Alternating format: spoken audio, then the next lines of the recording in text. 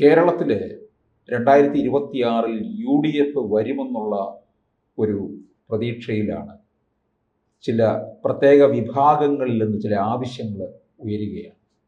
ഇപ്പോൾ ഇതാ ഏറ്റവും ഒടുവിൽ സമസ്ത ഉയർത്തുന്ന ആവശ്യം മലപ്പുറവും ഇടുക്കിയും വിഭജിക്കണം, പുതിയ ജില്ലകൾ കേരളത്തിന് അനിവാര്യമായി തീർന്നിരിക്കുന്നു എന്നാണ്.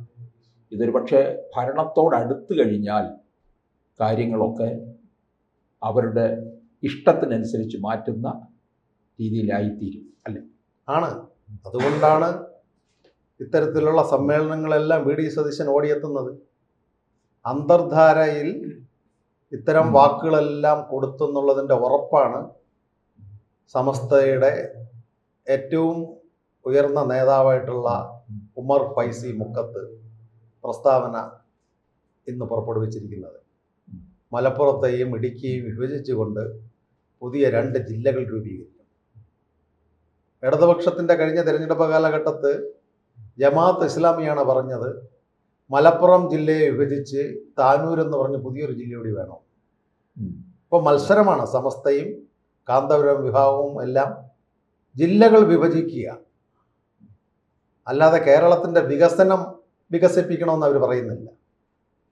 ഒരു മതേതര രാഷ്ട്രത്ത് മതാടിസ്ഥാനത്തിൽ ജില്ല കൊടുത്ത് പഠിപ്പിച്ചത് 57-ലെ ബഹുമാനപ്പെട്ട EM ശങ്കരൻ നമ്പൂതിരിപ്പാട് സാറാണ്.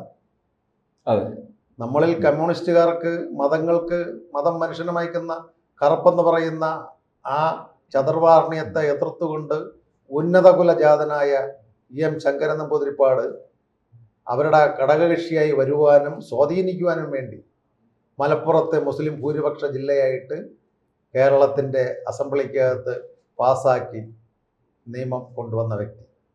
അതാണ് ഇവിടുത്തെ കമ്മ്യൂണിസ്റ്റുകാരാണ് ഇതിന് തുടക്കം കുറിച്ചത്.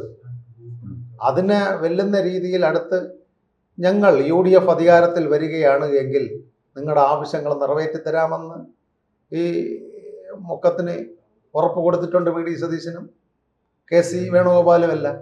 ന്യൂനപക്ഷ ഏകീകരണം. അപ്പൊ ഹിന്ദുക്കൾക്ക് ഇവിടെ ചോദിക്കുവാനും പറയാനും ആരുമില്ല. ഇവർക്ക് ഏകീകരണം കൊടുത്ത് ഹിന്ദുക്കളിൽ നിന്ന് ന്യൂനപക്ഷമായി. 84%, നമ്മളൊക്കെ പഠിക്കുമ്പം കേരളത്തിൽ 84-85% ഉണ്ടായിരുന്ന ഹിന്ദു ജനസംഖ്യ ഇന്ന് 48.5 ആയിരിക്കുന്നു. അപ്പോൾ കേന്ദ്ര ഗവൺമെൻറ്റിൽ നിന്നുള്ള ബഹുമാനപ്പെട്ട നരേന്ദ്രമോദിയുടെ പിള്ളേരുടെ ആനുകൂല്യം, PM ശ്രീ പദ്ധതി ആയാലും സ്കോളർഷിപ്പ് ആയാലും കാർഷിക ആനുകൂല്യമായാലും വിധവകളുടെ ആനുകൂല്യമായാലും നിരവധി കേന്ദ്ര ഗ്രാൻറ്റുകൾ എക്സംഷൻ ഹിന്ദുക്കൾക്കുണ്ട്. പക്ഷേ ഇവിടുത്തെ സംസ്ഥാന സർക്കാർ ഹിന്ദു ഭൂരിപക്ഷമെന്ന് പറഞ്ഞ് ന്യൂനപക്ഷങ്ങൾക്ക് മാത്രമേ അത് കൊടുക്കുന്നുള്ളൂ, ഹിന്ദുക്കൾക്ക് കൊടുക്കുന്നില്ല. അപ്പോൾ ഈ പോക്ക് പോവുകയാണെങ്കിൽ കേരളം മതങ്ങളുടെ പറദീശയാകുകയില്ലേ?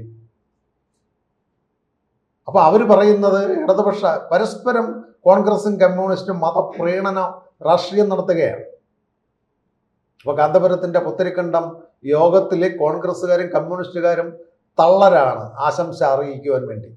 മുഖ്യമന്ത്രിക്ക് ആശംസ അറിയിക്കണം, വി ഡി സതീശന് ആശംസ അറിയിക്കണം. തിരുനാവായി പോലുള്ള മൺമറഞ്ഞു പോയ 230, 40, 50 വർഷത്തിനപ്പുറത്ത് ബ്രിട്ടീഷുകാർ ഈ സംസ്കാരത്തെ നശിപ്പിക്കുവാൻ ചെയ്ത ആ ഉത്സവത്തെ നിർത്തിയപ്പോൾ, അത് പുനർജീവിപ്പിച്ചപ്പോൾ ഇതൊരു ഭാരത സംസ്കാരത്തിൻ്റെ ഉത്സവമാണ്, കേരളത്തിൻ്റെ ദേശീയ ഉത്സവമാക്കി മാറ്റേണ്ട ഈ കുംഭമേളയിൽ ഈ കമ്മ്യൂണിസ്റ്റ് കോൺഗ്രസ്സുകാർക്ക് തള്ളലില്ല വരാൻ, ഒന്ന് കാണാൻ. പക്ഷേ മുക്കത്ത് ഫൈസി ഉൾപ്പെടെയുള്ളവരുടെ സമ്മേളനം സമസ്തയിൽ ചെന്ന് ഇരിക്കുവാൻ താല്പര്യം. പുത്തരിക്കണ്ടത്ത് ഇദ്ദേഹത്തിൻ്റെ ഇതിൽ വന്നിരിക്കുക, ആശംസ പറയുവാൻ താല്പര്യം.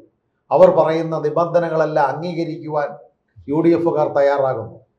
അപ്പോൾ UDFിൻ്റെ UDFകാർ ന്യൂനപക്ഷങ്ങളെന്ന് പറയുന്ന മുസ്ലിം സമുദായത്തിൻ്റെ സംരക്ഷകരാണെന്ന് വരുത്തി തീർക്കണം. പഞ്ചായത്ത് തിരഞ്ഞെടുപ്പിൽ വന്നിട്ടുള്ള ആ ഒരു ഗുണം വീണ്ടും ഭൂരിപക്ഷം വർദ്ധിപ്പിക്കുവാൻ മുസ്ലിം പ്രീണനം നടത്തിക്കൊണ്ടിരിക്കുന്നു സതീശനും അതുപോലുള്ള KCയും കോൺഗ്രസ് നേതാക്കൾ. ഇതിൽ കോൺഗ്രസിനകത്ത് എതിർപ്പുണ്ട്.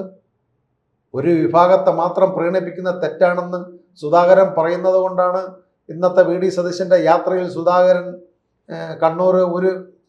സുധാകരൻ്റെ തട്ടകമാണ് കണ്ണൂർ.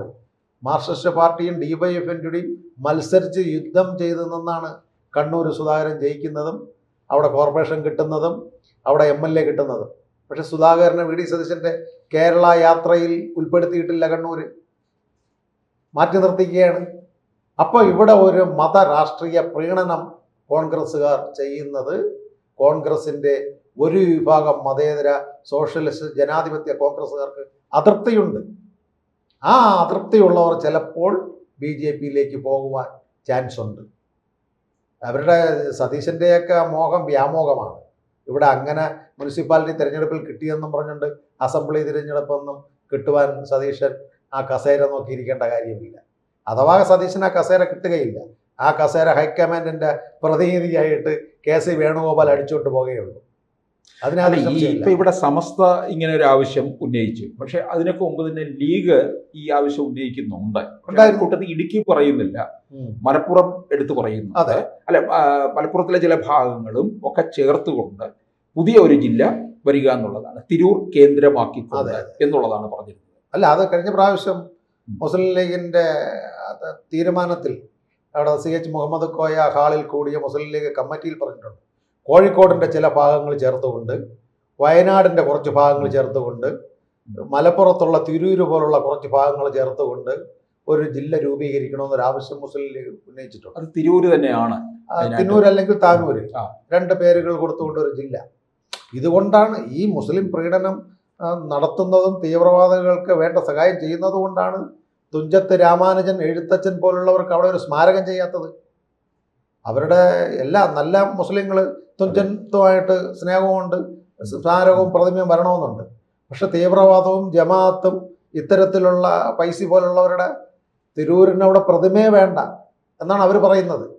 അപ്പം മലയാള ഭാഷയ്ക്ക് സംഭാവന ചെയ്ത തിരൂരിനെ പോലുള്ളവരെ ആ തിരൂരിൻ്റെ മണ്ണിൽ നിന്ന് മൺമറച്ചുകൊണ്ട് ഒരു മുസ്ലിം രാജ്യമാക്കി മാറ്റി ആയാൽ തിരൂരായി, കോഴിക്കോടായി, കാസർഗോഡായി, വയനാടായി, മലപ്പുറമായി 6-7 ജില്ല വരുമ്പോൾ ഒരു ഖാലിസ്ഥാൻ വാദത്തിന് വേണ്ടിയുള്ള ജനസംഖ്യ അവിടെ കൂടും.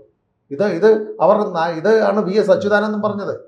40 ആകുമ്പോഴേക്കും കേരളം ജിഹാദികളുടെ ഭരണം, താലിബാൻ ഭരണം വരണം, അതിനുവേണ്ടി മുസ്ലിങ്ങൾ പ്രവർത്തിക്കുന്നുവെന്ന് കമ്മ്യൂണിസ്റ്റ് നേതാവായിരുന്ന മുൻ മുഖ്യമന്ത്രി VS അച്യുതാനന്ദൻ്റെ പ്രസംഗമുണ്ട്.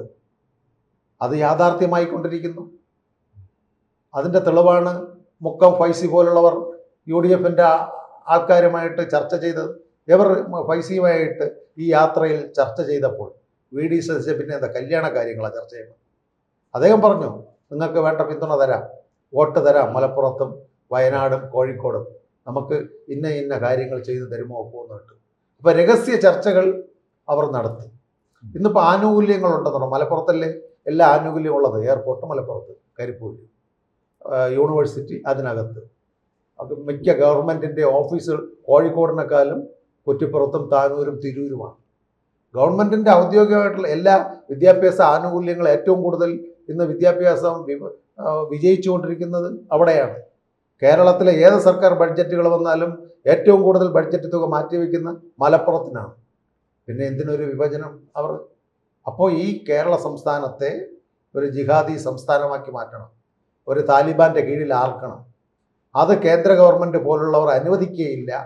ജില്ലയും പോപ്പുലേഷൻ വരികയാണ് എങ്കിൽ അത് അവർക്ക് ഗുണകരമാകുമെന്നുള്ളത് കൊണ്ടാണ് ഈ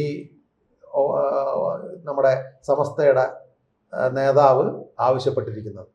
ഇത് ഭാരത വിഭജനത്തിൽ, ഐക്യ ഭാരത വിഭജനത്തിൽ വന്നിട്ടുള്ള പഴയകാല വിഭജനത്തെ ഓർമ്മിക്കുന്ന തരത്തിലാണ്. ഇത്തരം ആവശ്യങ്ങൾ മതാടിസ്ഥാനത്തിൽ ചെയ്യുകയാണ് എങ്കിൽ ന്യൂനപക്ഷങ്ങളായ ക്രിസ്ത്യൻസും വീണ്ടും രംഗത്തിറങ്ങും, അവർക്കും ആനുകൂല്യം വേണം. അങ്ങനെ ഇവിടുത്തെ ന്യൂനപക്ഷങ്ങൾക്ക് വേണ്ടി കേരളത്തെ തീറെഴുതി വീതിച്ച് ജില്ലകൾ കൊടുക്കുവാൻ EM ശങ്കരൻ നമ്പൂതിരിപ്പാട് മലപ്പുറത്ത് 57 ജില്ല കൊടുത്തതുപോലെയുള്ള ആവശ്യങ്ങൾ ഉയർന്നു വരുന്നത് വിഘടനവാദത്തിലേക്ക് നയിക്കുമെന്നാണ് ഈ അവസ്ഥയിൽ പറയുന്നത്. കൂടുതൽ വാർത്തകളും വിശേഷങ്ങളും നിങ്ങളിലേക്ക് എത്താൻ ABC മലയാളം സബ്സ്ക്രൈബ് ചെയ്യുക, ബെൽ ബട്ടണും അമർത്തുക.